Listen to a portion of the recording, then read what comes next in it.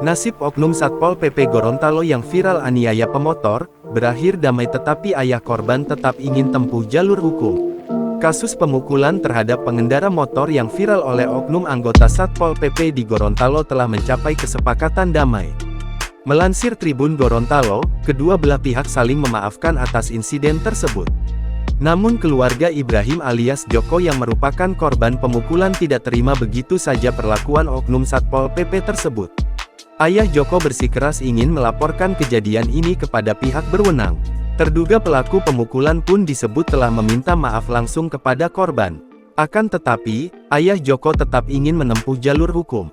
"Saya maafkan, namanya juga manusia, saya maafkan, tapi jalur hukum tetap berjalan," ungkapnya dalam bahasa Gorontalo di ruangan mediasi yang dihadiri pihak keluarga korban, pihak Satpol PP Provinsi Gorontalo dan kepolisian.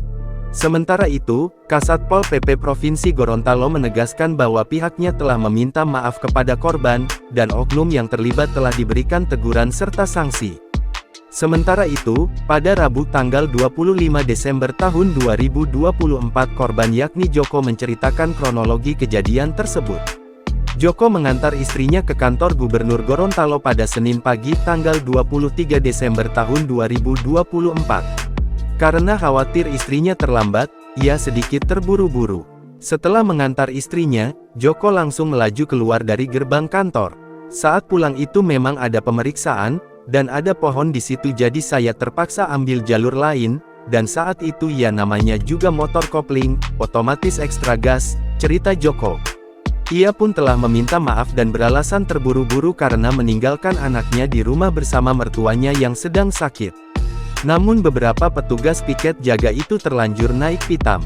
Ketika melihat Joko melintas, petugas Satpol PP yang berjaga segera menghentikannya dan memberikan teguran. Joko yang merasa bersalah langsung meminta maaf kepada petugas. Namun tiba-tiba seorang anggota Satpol PP memukul kaca helmnya. Beberapa saat kemudian ia turun dari sepeda motor dan membuka helmnya. Ketika Joko berdiri, seorang petugas menendangnya tepat di area sensitif. Hal itu membuat Joko tersungkur dan mengerang kesakitan.